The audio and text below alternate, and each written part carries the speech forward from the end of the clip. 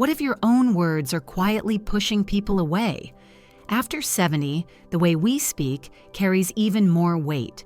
Words that once felt harmless can start to isolate us without us even noticing.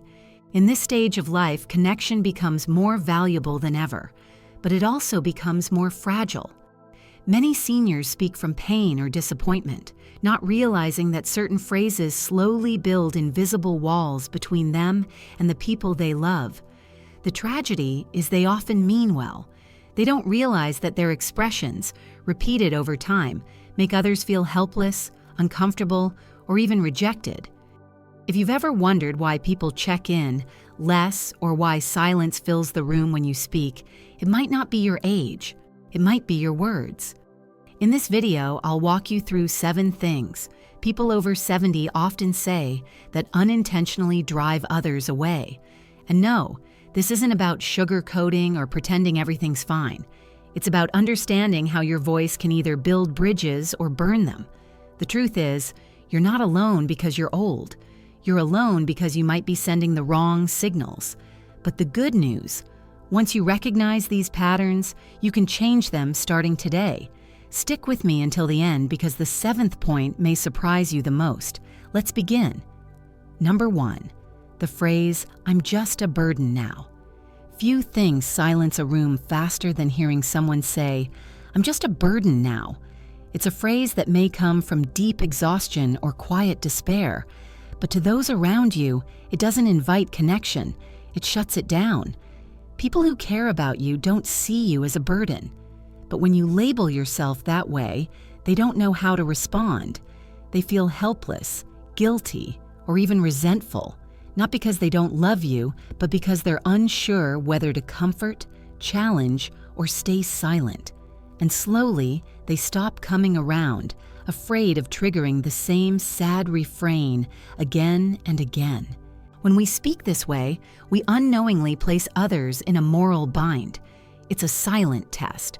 Prove you care, or you're part of the problem, and that's heavy for everyone. Loneliness often begins not with absence, but with emotional shutdowns, statements that block instead of build. Take Helen, 83, a retired school secretary in Pennsylvania. After her husband passed, her daughter began visiting weekly, bringing groceries and conversation. But over time, Helen started repeating the phrase, "You shouldn't waste time on an old burden like me." At first, her daughter reassured her, but eventually she began shortening the visits, not out of malice, but because every conversation ended in guilt. Helen didn't want to push her daughter away, but the phrase did that for her. The truth is, saying you're a burden isn't humility. It's a form of despair dressed as modesty. And despair repels the very warmth it secretly longs for.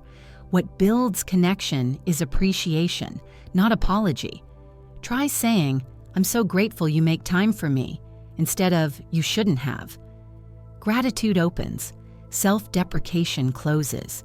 This shift in language isn't about pretending. It's about choosing words that invite love rather than deflect it. People want to be there for you. Don't make them feel like they're crossing a line by showing up. Number 2, the phrase, "No one understands me anymore." There's a quiet sting in the words, "No one understands me anymore." It can feel true, especially as the world rushes forward and your life starts to feel like it belongs to a different era. But this phrase doesn't build bridges. It burns them. When you say it aloud, what others hear isn't just your pain, but a subtle accusation. It suggests they failed you or that their efforts to connect aren't good enough. And when people feel they can't win, they eventually stop trying. What starts as an honest expression of loneliness can quickly turn into a wall. Over time, the people around you may stop sharing their thoughts or asking for yours, because the message is clear. We're on different sides of a gap that can't be crossed. It's isolating, and not because you meant to push them away, but because the words did that for you. Let's look at Robert, 79, a retired engineer from Ohio. His grandchildren would visit and talk about social media, video games, or music. At first, Robert listened, even if he didn't always follow along. But one day, after a story about their favorite new app, He said with a tired sigh, "I don't get any of this. I guess no one really understands me anymore." It was an offhand remark, but after that, they started coming around less. When they did visit, the conversations were shorter, the laughter more restrained. They didn't want to make him feel more out of place, so they stopped bringing him into their world. What Robert didn't see was that they were trying to include him, not because they expected him to understand every detail, but because they wanted to feel close. They were offering a connection, and his words quietly closed the door. Here's what's more powerful: curiosity. Even if the world feels foreign, asking, "What do you enjoy about that?" or "What does that mean?" keeps you inside the circle. You don't have to understand everything to stay connected. You just have to be willing to stay open. If you're still watching this video and finding these insights valuable, please comment number 2 below to let me know you're here. And if you haven't subscribed yet, I recommend you subscribe and turn on the bell so you don't miss any videos. Your support helps us continue creating good content to inform and inspire you. Now let's move forward. Number 3, the phrase, "I've got nothing left to offer." Few statements carry as much silent resignation as the phrase, "I've got nothing left to offer." On the surface, it may sound like a passing expression of fatigue or humility, but underneath it's a quiet surrender. And when you speak those words often enough, you begin to believe them. More importantly, the people around you start to believe them too, and that's where the damage begins. This phrase creates a kind of emotional vacancy. It tells your children, your friends, and even your neighbors that you've checked out, that your wisdom, your humor, your presence, none of it is in play anymore. And it subtly discourages others from leaning on you, from including you, from inviting you into conversations where your experience could shine. I knew a woman named Elaine, 81, who had lived a rich life as a teacher and community volunteer. But after her husband passed, she slowly stopped attending church groups or neighborhood meetings. When asked if she'd join in, she'd simply say, "Oh, I've got nothing left to offer." And eventually, they stopped asking. She thought she was being modest, even sparing others the trouble. But in truth, she was silencing the very voice that had once uplifted her community. The truth is, you always have something to offer. Your stories, your presence, your perspective. These are not small things. In fact, they're irreplaceable. Sometimes the greatest gift you can give is just to show up, to listen, to share a laugh, or remind someone that they're not alone. When you say, "I've got nothing left to offer," you rob the world of something sacred, your continued existence as a source of meaning and connection. And even worse, you start to rob yourself of that same truth. Because what we say out loud has a way of shaping what we believe. So instead, consider saying, "I may not have the energy I used to, but I'm still here." Or, "I may be older, but I still care deeply." That shift in language tells others and yourself that you still matter, because you do. And that reminder, said often enough, can open doors you didn't even know were still available. Number 4, the phrase, "I don't want to be a burden." This one sounds noble. It's laced with humility, self-restraint, and what appears to be consideration for others. But underneath that soft exterior, the phrase, "I don't want to be a burden," carries a deeply isolating weight. And for many older adults, repeating this thought becomes a form of quiet self-erasure. When you keep saying it, even in small ways, you start to shrink your presence in the lives of those who actually want to be there for you. It may start as declining a ride to the doctor, brushing off an invitation to dinner, or avoiding a conversation about how you're really doing. Each time it seems harmless, but slowly those around you begin to believe you truly don't want help, don't want company, don't want connection, and so they stop offering. Not because they don't care, but because they think they're honoring your wishes. There's an older gentleman I once knew named Paul, age 84. He had 3 grown kids who lived within an hour's drive. But whenever they'd ask if he needed anything, groceries, errands, even just some company, he'd always say, No, I'm fine. I don't want to be a burden." After a while, the calls came less often, not because they didn't love him, but because they didn't want to intrude. Paul was left sitting at home wondering why no one came around anymore, not realizing it was the very phrase he kept repeating that built the walls around him. The truth is, letting others help isn't being a burden. It's being human. And it's giving them the opportunity to love you through action, which is often the deepest kind of connection we can offer each other. When you say, "I don't want to be a burden," what your children or friends may hear is, "Don't get too close." Or worse, "I don't trust your love enough to lean on it." Instead, try saying, "Thank you, I'd really appreciate that." Or, "It means a lot that you asked." These responses affirm connection without guilt. They keep the bridge open between you and the people who care most. If you're still watching this video and finding these insights valuable, please comment number 4 below to let me know you're here. And if you haven't subscribed yet, I recommend you subscribe and turn on the bell so you don't miss any videos. Your support helps us continue creating good content to inform and inspire you. Now, let's move forward. Number 5. The phrase, "It's too late for me." Few phrases shut the door on possibility faster than "it's too late for me." It sounds final, even harmless, but it plants a subtle, persistent seed of defeat. When repeated often enough, this idea doesn't just end opportunities, it erodes hope, dignity, and the chance for change. And the truth is, age doesn't disqualify you from growth, purpose, or even joy.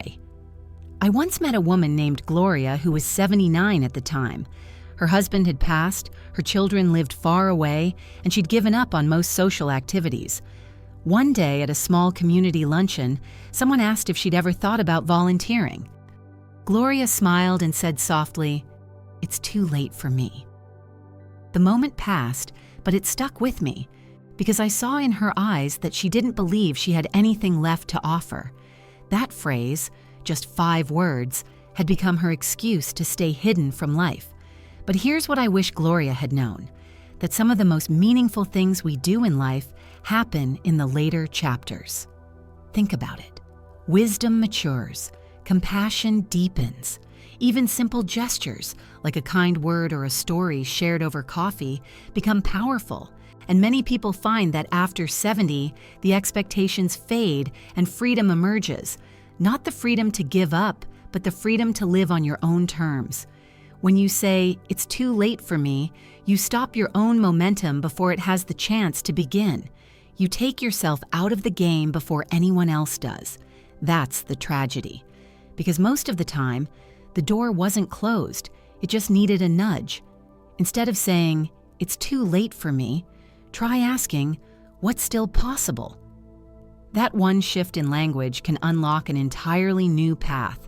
Whether it's taking up watercolor painting, learning how to use video chat to connect with grandkids, or simply joining a local walking group. Each step says, "I'm still here, I still matter." So if you've caught yourself using that phrase, I hope you'll pause, because it's not too late. In fact, this very moment might be the perfect time. Number 6, the phrase, "No one needs me anymore." There's a quiet kind of pain that settles in when someone starts believing they're no longer needed. The phrase, "No one needs me anymore," doesn't just express loneliness.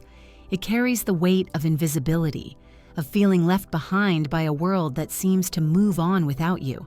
And for many older adults, especially those who've spent a lifetime taking care of others, this phrase can feel like the final closing chapter. But that belief is almost never true. Often, it's not that you're no longer needed. It's that the ways you're needed have simply changed. In your younger years, maybe you were raising kids, managing a household, or contributing at work. That role gave you a clear sense of purpose. But now, in your 70s or 80s, purpose doesn't always come with a title. It comes in the form of wisdom passed down, presence offered freely, and kindness shared without fanfare. Take Leonard, for instance.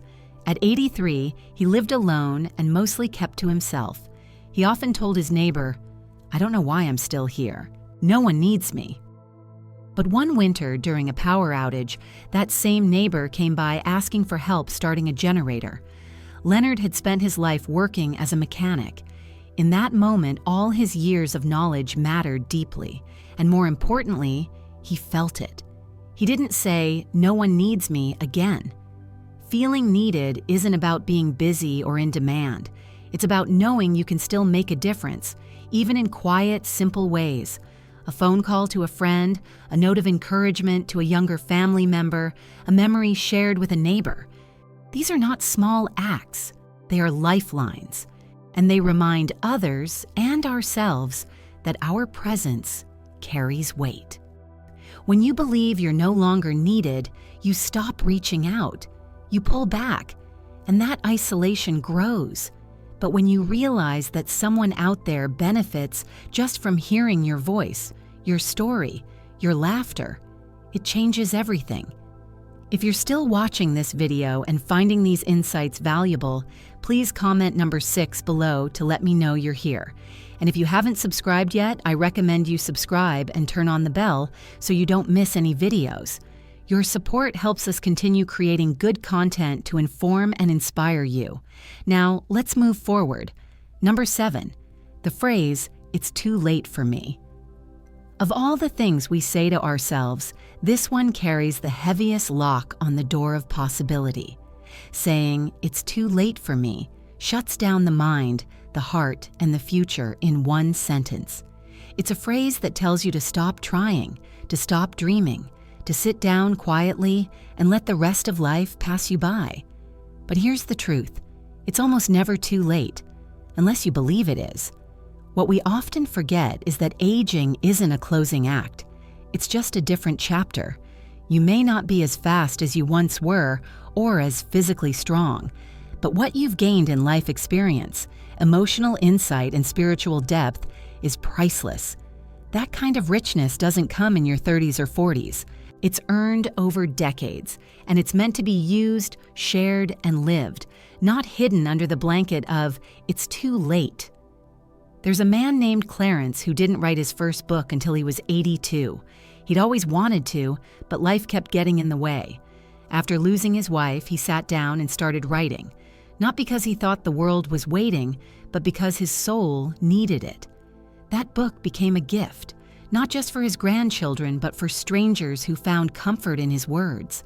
None of that would have happened if Clarence had told himself it was too late. You see, "It's too late" is never really about time. It's about fear. It's fear that you'll fail, or that no one will care, or that you'll be embarrassed for trying. But what's worse than failing is not trying at all and carrying the quiet ache of regret for the rest of your days. At 70, 80, even 90, there's still time to write a letter you've been meaning to send, pick up a hobby you always set aside, or simply change the way you treat yourself and others. You're not too old to forgive, to heal, to laugh deeply, or to live with a sense of purpose. The only thing standing in the way is the story you keep repeating to yourself. So if you find yourself saying, "It's too late for me," pause, take a breath, and ask, "Too late for what?" You might find the answer surprises you, because as long as you're here, breathing, thinking, feeling, it's never too late to begin again. Final thoughts. As we grow older, the words we choose begin to shape the emotional landscape of our days. They can either build bridges or put up walls.